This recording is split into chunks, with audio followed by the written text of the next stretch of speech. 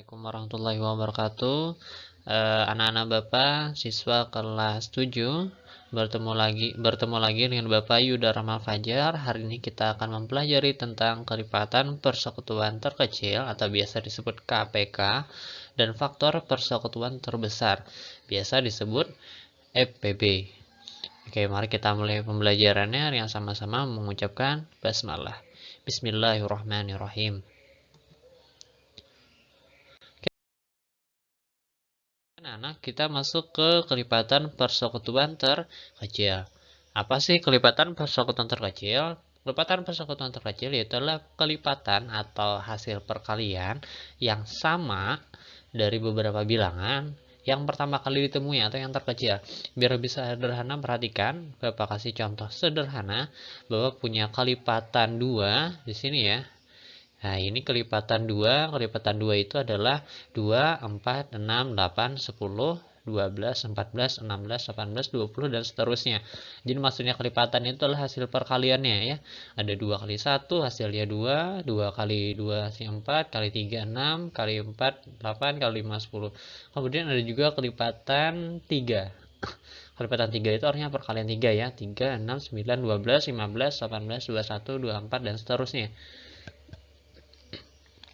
Yang namanya kelipatan persekutuannya, kita nyebutnya kelipatan persekutuan dulu, bukan kelipatan persekutuan terkecil.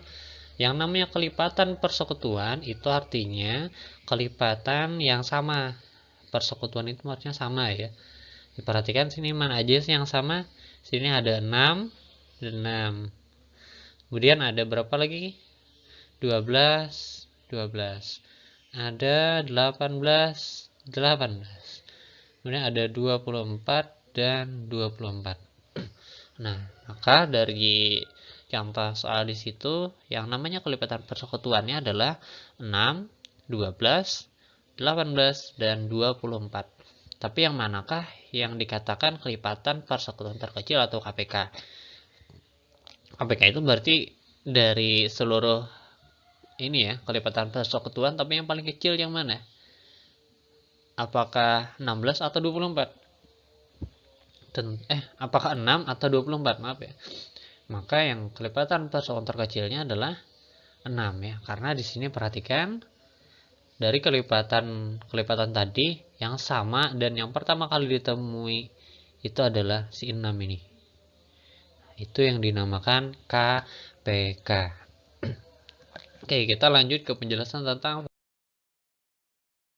faktor persekutuan terbesar atau biasa disebut FPB.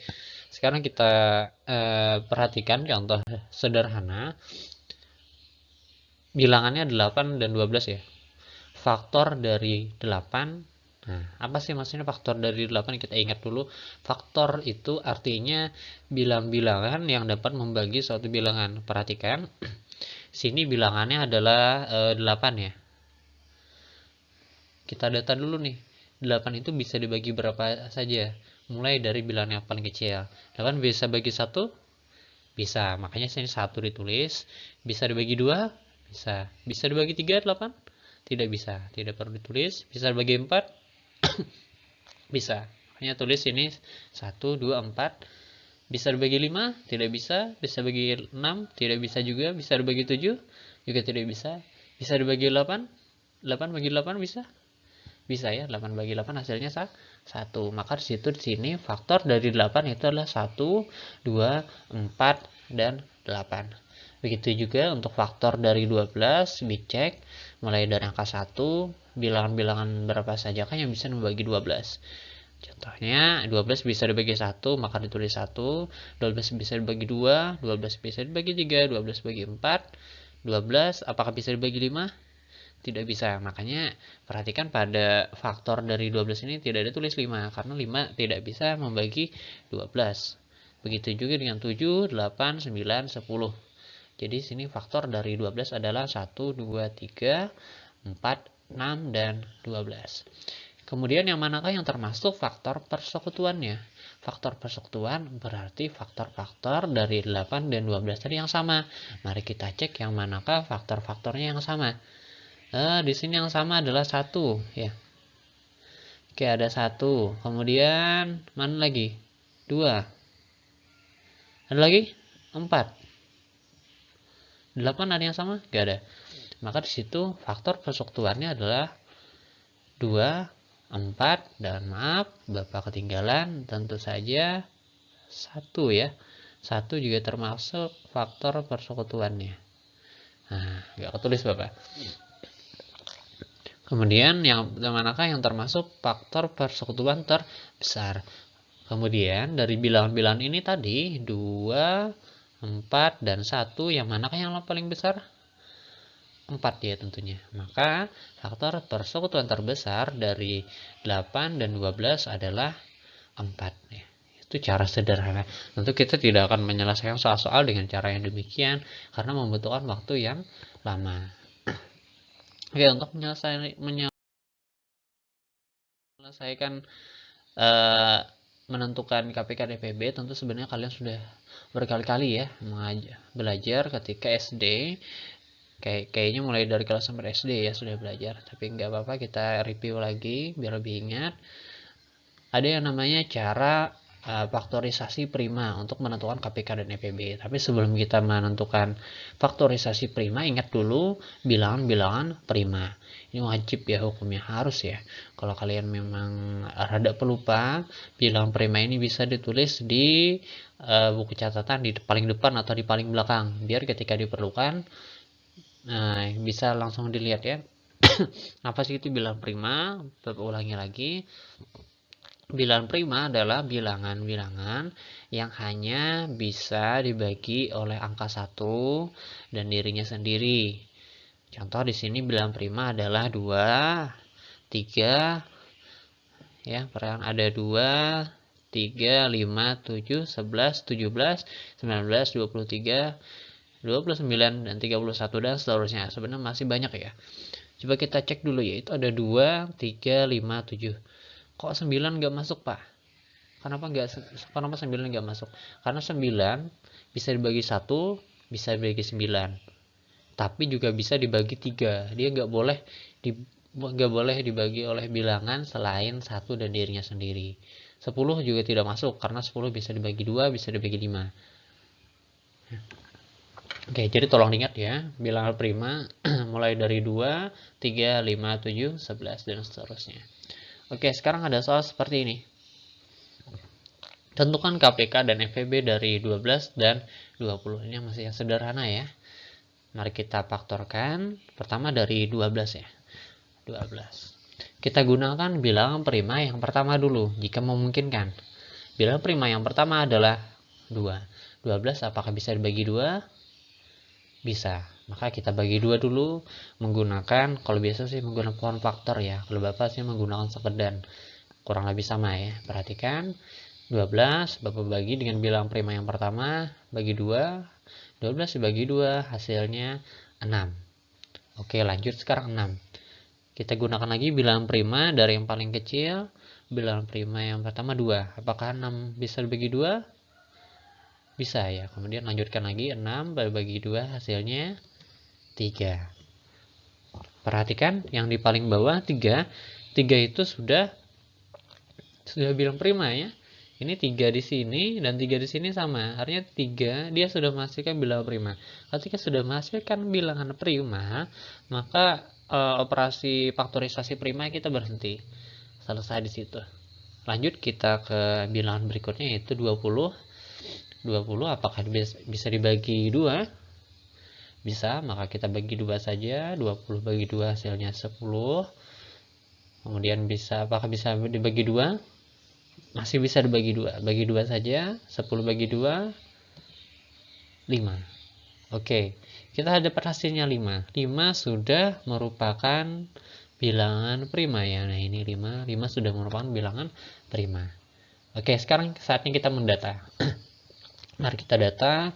Di sini 12 itu berasal dari 2 pangkat 2 dikali 3. Pak, di mana Pak dapatnya itu? Perhatikan di sini ya. Nah, ini hasil bilangan prima. Hasil faktorisasi prima kita tadi. Sekarang di sini bilangan 2-nya ada 2 ya. Berarti 2-nya pangkat 2 ini. Kemudian 3-nya ada 1. Maka dikali 3. Cukup, gak usah pakai pangkat karena 3-nya cuma 1. Nah, begitu juga dengan bilang 20. 20 itu berasal dari 2-nya ada 2, berarti 2 pangkat 2. Kemudian 5-nya ada 1. Nah, maka sini 5, sini juga 5. Oke, sekarang kita menentukan KPK-nya terlebih dulu. Bagaimana cara menentukan KPK?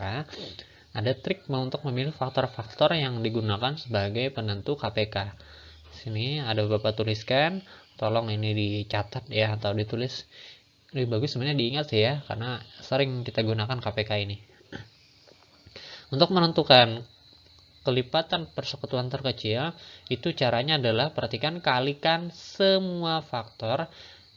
Kemudian jika ada faktor yang sama, pilih yang memiliki pangkat lebih besar. Kuncinya di sini ya, katanya itu pada sini. Semua ya. Ada kata semua. Semua faktor, kemudian jika ada yang sama pilih yang lebih besar. Oke, perhatikan. Kita kasih ini lagi. Perhatikan di sini untuk 12 dan 20. Apakah ada faktor yang sama dari mereka ini? Ada ya. Ini sama nih. 2 pangkat 2 dan 2 pangkat 2. Nah, ini 2 pangkat 2 dan 2 pangkat 2 karena kebetulan pangkatnya sama, maka boleh yang mana saja diambil. Kemudian karena katanya tadi untuk kelipatan persekutuan terkecil, kalikan semua faktor. Berarti dikalikan. 2 dikalikan, 3 juga dimasukkan, 5 juga dimasukkan. Maka KPK-nya adalah 2 pangkat 2, cukup diambil satu saja, yang pangkat tertinggi karena kebetulan pangkatnya sama, maka diambil salah satu, dikalikan 5, dan dikalikan 3. Jadi semua yang ada di sini dikalikan. Kalau ada yang sama, misalnya ada 2, tadi 2 pangkat 2 dan 2 pangkat 2, cukup diambil satu saja, lalu dikalikan sini. Oke, kita hitung. 2 pangkat 2 itu hasilnya adalah 4 ya. Berarti 4 dikali 5, 20. 20 dikali 3, 60. Oke, sekarang lanjut untuk EPB. EPB itu aturannya adalah oh ya, telat ya.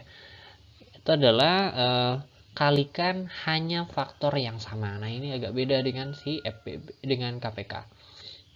Kalikan hanya faktor yang sama. Artinya kalau EPB itu hanya melihat faktor-faktor yang sama, kemudian diambil pangkat yang lebih kecil. Perhatikan, seperti kita perhatikan sini ya.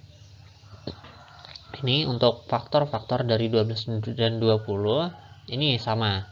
2 pangkat 2 dan 2. Faktornya sama-sama 2. 3 dan 5 itu tidak sama. Nah, ini ada samaannya. 3 kawannya yang mana? Gak ada. 5 ada kawannya?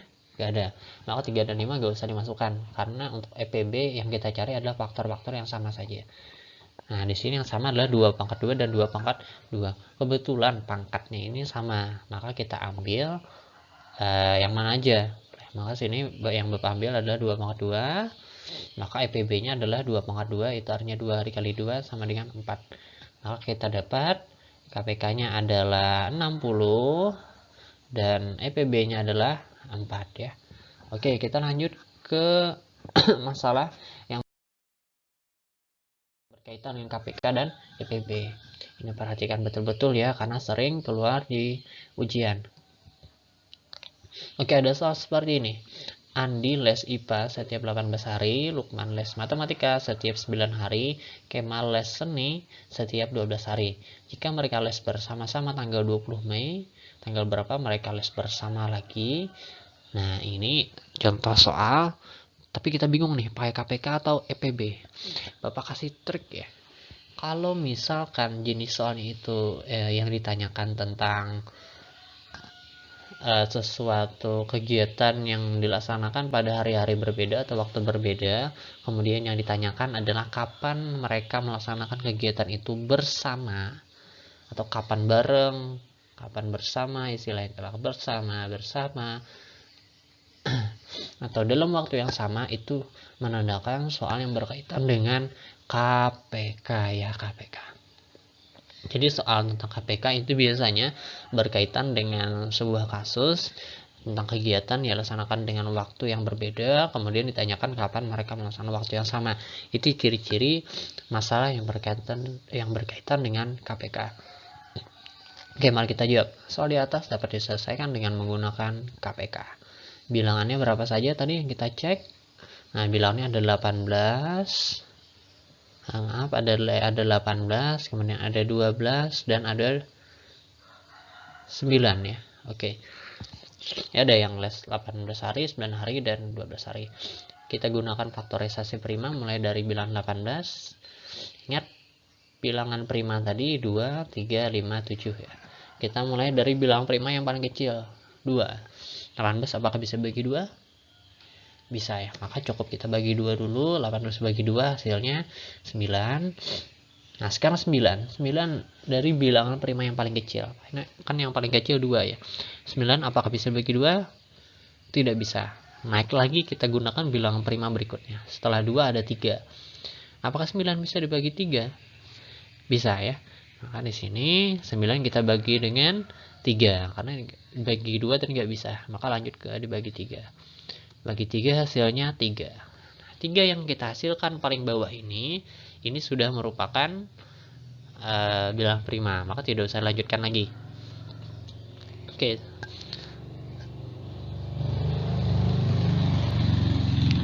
Selanjutnya kita cari faktorisasi dari 9. Si Lukman tadi les matematikanya setiap 9 hari. 9 kayak tadi ya, tidak bisa dibagi 2, maka kita bagi 3. 9 bagi 3 hasilnya 3.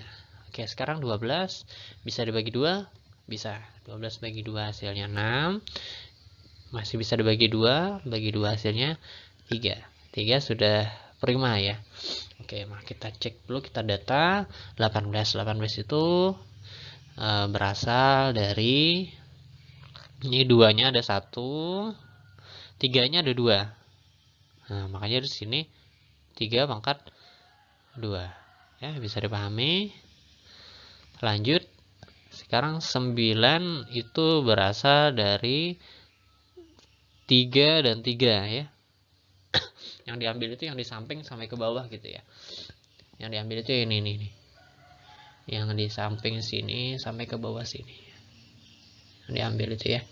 Ada 3-nya ada 2. Maka di sini 9 itu adalah 3 pangkat 2. Oke, lanjut.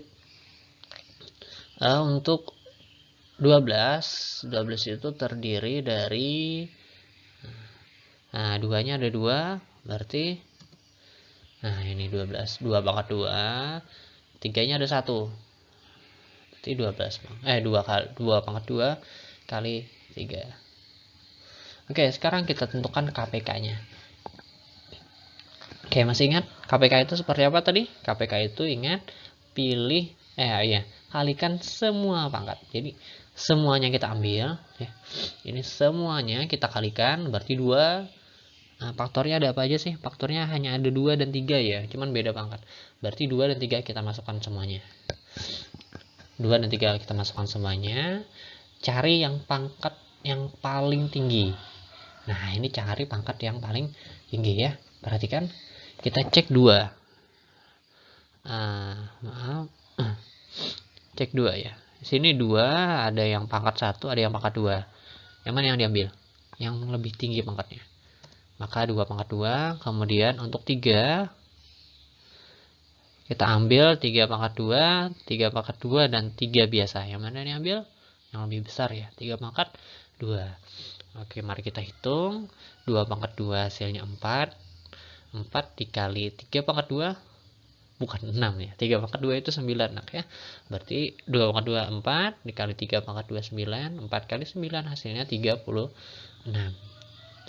Apa ini 36 artinya? Artinya mereka akan les bersama-sama pada 36 hari berikutnya. Oke, mereka akan les bersama pada 36 hari berikutnya. Ya tinggal hitung ya. Kan terakhir mereka les bersama itu tanggal 20 Mei. 20 Mei ditambah 36 hari itu pada tanggal 27 Juni ya. Mei itu ada 31 ya anak ya.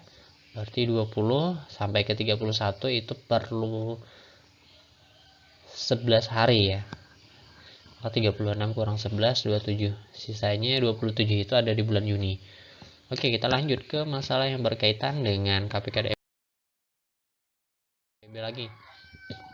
Sekarang ada soal seperti ini. Pak Tengku memiliki 36 kue, 48 bungkus sosis, 60 bungkus permen, dan akan dibagikan kepada anak-anak dengan banyak yang sama. Wah, Pak Tengku ini mau bagi-bagi makanan ya. Berapa banyak anak yang akan menerima ketiga jenis makanan tersebut? Kemudian berapa banyak setiap jenis makanan yang akan diterima anak, yang akan diterima setiap anak? Oke, mari kita sederhanakan dulu ya soalnya ya. Oke, mari kita jawab. Soal di atas dapat diselesaikan dengan menggunakan FEB. Loh, kok ini dengan FEB, Pak? Di mana tahunya? Cara mengenalnya seperti ini. Jika pada soal kasus itu berkaitan dengan pembagian yang dibagikan, misalnya ada sembako dibagikan, terus ada apa, pokoknya jika ada kasus yang menuntut pembagian dengan porsir yang sama atau dengan banyak yang sama, itu biasanya berkaitan dengan FPB. Kalau KPK tadi berkaitan dengan kegiatan-kegiatan yang dilaksanakan dengan waktu yang berbeda, kemudian ditanyakan kapan waktu yang sama, itu KPK. Kalau EPB itu berkaitan dengan kasus pembagian benda atau menghitung itu ya, yang diharapkan dengan banyak yang sama, itu biasanya berkaitan dengan EPB. Oke, kita sederhanakan dulu soalnya. Yang Pak Tengku punya tadi 36 kue, 48 sosis, dan 60 bungkus permen ya. Oke, kita coba gunakan faktorisasi prima dulu untuk menyelesaikannya. Oke, mulai dari 36. Ingat bilangan prima yang pertama tadi 2, kemudian 3, 5, 7, dan seterusnya ya. Bisa dicatat tadi. Oke, 36 bisa dibagi 2? Bisa. 36 bagi 2, 18. 18. Apakah bisa dibagi 2? Masih bisa dibagi 2. 18 bagi 2, 9. Oke, 9 apakah bisa dibagi 2? Tidak bisa ya. Lanjut ke bilangan prima berikutnya yaitu 3. Apakah 9 bisa dibagi 3? Bisa ya. Bisa. Oke, hasilnya sudah 3. Sudah prima. Kita lanjut. 48. 48 apakah bisa dibagi 2? Bisa. 48 bagi 2 hasilnya 24. Apakah bisa dibagi 2 lagi? Bisa ya. 24 bagi 2, 12. Apakah bisa dibagi 2 lagi? Masih bisa. 12 bagi 2 hasilnya 6. Apakah bisa dibagi 2 lagi? Masih bisa. Oke, 6 bagi 2, 3. Terakhir sudah prima. Tidak perlu dilanjutkan. Lanjut ke bilangan berikutnya yaitu adalah 60 ya. 60 sekarang. 60 apakah bisa dibagi 2? Bisa, hasilnya adalah 30. Apakah bisa dibagi 2? Bisa, hasilnya adalah 15. 15 apakah bisa dibagi 2? Tidak bisa ya. Kita bagi berapa lagi? Bagi dengan 3. 15 dibagi 3 hasilnya 5. Oke, 5 sudah bilangan prima. Mari kita data dulu hasil faktorisasi kita. 36 tadi terdiri dari 2-nya ada 2 pangkat 2. 3-nya juga ada 2 ya. Wah, sini jadi dapatnya 36 itu adalah 2 pangkat 2 kali 3 pangkat 2. 48 itu 2-nya ada banyak nih. Ada 4 ya. Maka itu 2 pangkat 4, 3-nya cuma ada 1. Berarti 2 pangkat 4 kali 3. 16, kemudian 60. 60 ini 2-nya ada 2, berarti 2 pangkat 2 kali 3 cuma ada 1, kali 5 cuma ada 1. Oke, sekarang kita cari EPB. Ingat, bagaimana cara menentukan EPB? EPB itu, ingat, yang dikalikan hanya faktor-faktor yang sama. Kalau nggak ada sama, maka tidak bisa dikalikan. Ini kan ada 3 ya bilangannya, ada 36, ada 48, dan 60. Harus ketiga-tiganya ada.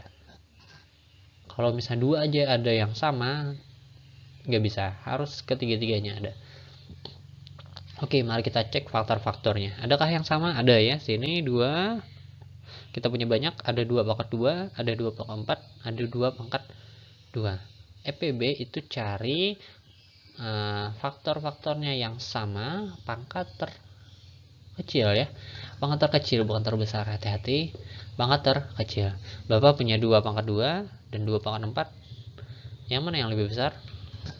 Yang lebih besar adalah 2 pangkat maaf, yang lebih kecil ya. Yang lebih kecil adalah 2 pangkat 2. Maka yang ditulis adalah 2 pangkat 2. Kemudian 3 di sini ada 3 pangkat 2, ada 3, ada 3. Yang mana yang diambil? Yang lebih kecil, yaitu 3 biasa saja. Oke, maka EPB-nya adalah 2 pangkat 2 dikali 3. 2 pangkat 2 hasilnya 4. 4 kali 3 hasilnya 12.